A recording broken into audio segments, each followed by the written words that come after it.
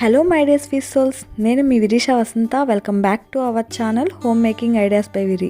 ఈరోజు మన రెసిపీ వచ్చేసి పూరీలోకి ఎప్పుడు చేసే శనగపిండితో కర్రీ కాకుండా హైదరాబాదీ కెఫిన్ స్టైల్లో పూరీ కర్రీని అయితే ప్రిపేర్ చేస్తున్నామండి. దీన్ని ఈ టిప్స్ని ఫాలో అవుతూ చేసినట్లయితే పర్ఫెక్ట్గా కెఫిన్ టేస్ట్ అనేది వస్తుందండి. పిల్లలు కూడా చాలా ఇష్టంగా తింటారు. కనుక లేట్ చేయకుండా ప్రాసెస్ని చూసేద్దామా. ముందుగా ఈ కర్రీ ప్రిపరేషన్కి కాను గ్రేవీని ప్రిపేర్ చేసుకోవాలండి. దానికి కాను ఒక కడాయిని తీసుకోండి. దానిలో 1 స్పూన్ వరకు ఆయిల్ని యాడ్ చేసి ఆయిల్ హీట్ ఎక్కిన తర్వాత 2 స్పూన్స్ పల్లీలని యాడ్ చేయండి. పల్లీలు లైట్గా ఫ్రై అయిన తర్వాత దానిలో 1/2 స్పూన్ వరకు తినే సోంపు ఉంటుంది కదా, దాన్ని యాడ్ చేసి 1/2 స్పూన్ వరకు జీలకర్రను అలాగే 1 స్పూన్ వరకు ధనియాలను యాడ్ చేసుకోవాలి. నెక్స్ట్ దానిలోనే 1/2 స్పూన్ వరకు సన్ఫ్లవర్ సీడ్స్ను అలాగే 1/2 స్పూన్ వరకు పంకిన్ సీడ్ను యాడ్ చేసుకోవాలండి. ఒకవేళ మీ దగ్గర అవి అవైలబుల్గా లేనట్లయితే వాటిని స్కిప్ చేసేసుకొని లైట్ బ్రౌన్ కలర్ వచ్చేంత వరకు మిగిలిన వాటన్నిటిని ఫ్రై చేసుకోండి. ఇలా ఫ్రై చేసుకున్న వాటిని మిక్సీ జార్లోనికి యాడ్ చేసి మీకు చూపిస్తున్న విధంగా పేస్ట్ చేసుకొని పక్కన పెట్టేసుకుందాము. నెక్స్ట్ అదే ప్యాన్లో ఇంకో 2 స్పూన్స్ వరకు ఆయిల్ని యాడ్ చేసుకోండి. ఆయిల్ హీట్ ఎక్కిన తర్వాత చిన్నగా చాప్ చేసుకున్నటువంటి 2 మీడియం సైజ్ ఆనియన్ను యాడ్ చేసుకొని లైట్గా ఫ్రై చేసుకోండి. లైట్గా కలర్ షేడ్ అవుతుంది అన్నప్పుడు సన్నగా కట్ చేసుకున్నటువంటి గ్రీన్ చిల్లీని మీ కారానికి తగినట్లు యాడ్ చేసుకోండి. నేను 1 గ్రీన్ చిల్లీని యాడ్ చేసుకున్నాను. వాటితో పాటు 1/2 స్పూన్ వరకు అల్లం వెల్లుల్లి పేస్ట్ని కూడా యాడ్ చేసుకొని బాగా మిక్స్ చేసుకోండి. అల్లం వెల్లుల్లి పేస్ట్ పచ్చివాసన పోయి మంచి ఫ్లేవర్ వస్తుంది అన్న టైంలో సన్నగా కట్ చేసుకున్నటువంటి పొటాటోను 1 కప్ వరకు యాడ్ చేయండి.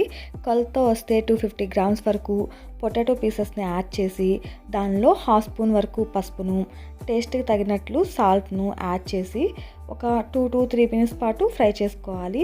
ఇలా కలుపుకుంటూ ఒక 2 to 3 మినిట్స్ పాటు ఫ్రై చేసుకున్నట్లయితే పొటాటో అనేది కొంచెం మెత్తబడుతుంది. ఆ టైంలో పచ్చి బఠానీని 1/2 కప్ వరకు యాడ్ చేసుకున్నాము. ఇలా యాడ్ చేసుకున్న తర్వాత దీనిలో మెయిన్ ఇంగ్రీడియంట్ పుదీనా అండి. దీన్ని 1/2 కప్ వరకు సన్నగా కట్ చేసుకొని యాడ్ చేసి బాగా ఫ్రై చేసుకున్నాము.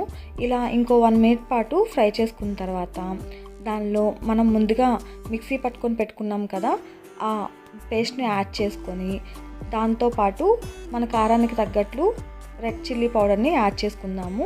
నేను 1 స్పూన్ వరకు రెడ్ చిల్లీ పౌడర్ని యాడ్ చేసి బాగా మిక్స్ చేసుకున్నాను.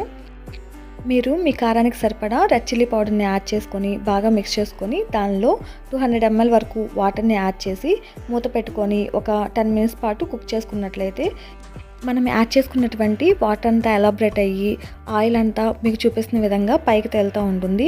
ఆ టైంలో మూత తీసి ఒకసారి బాగా కలుపుకొని సన్నగా కట్ చేసుకున్నటువంటి కొత్తిమీరను యాడ్ చేసి ఇంకో 1 మినిట్ పాటు ఉంచి స్టవ్ టర్న్ ఆఫ్ చేసేసుకొని ఇంకా పూరీలోకి సర్వ్ చేసేసుకోవడమేనండి. ఈసారి మీరు ఇంట్లో పూరీ చేసినప్పుడు ఈ కర్రీని ఒకసారి ప్రిపేర్ చేసి చూడండి. ప్రతి ఒక్కళ్ళు చాలా ఎంజాయ్ చేస్తారు ఈ టేస్ట్ని. మీరు తప్పకుండా ట్రై చేసి మీకు ఎలా కుదిరింది అన్నది తప్పకుండా కామెంట్ చేయండి. అలానే ఇలాంటి సింపుల్ అండ్ ఈజీ రెసిపీస్ కోసం మన ఛానల్ తప్పకుండా ఫాలో చేస్తారు కదా. మీ ఫ్రెండ్స్ అండ్ ఫ్యామిలీకి మన వీడియోస్ని షేర్ చేయడం వలన మన ఛానల్ ఇంకొంచెం రీచ్ అవ్వడానికి ఛాన్స్ ఉంటుందండి. ఇప్పటి వరకు మన ఛానల్ను సపోర్ట్ చేసిన ప్రతి ఒక్కరికి కూడాను థ్యాంక్ యూ అండి. Thank you so much for your all the support. మా వీడియోస్ మీకు నచ్చినట్టయితే please like, share, subscribe to home making ideas by విరి.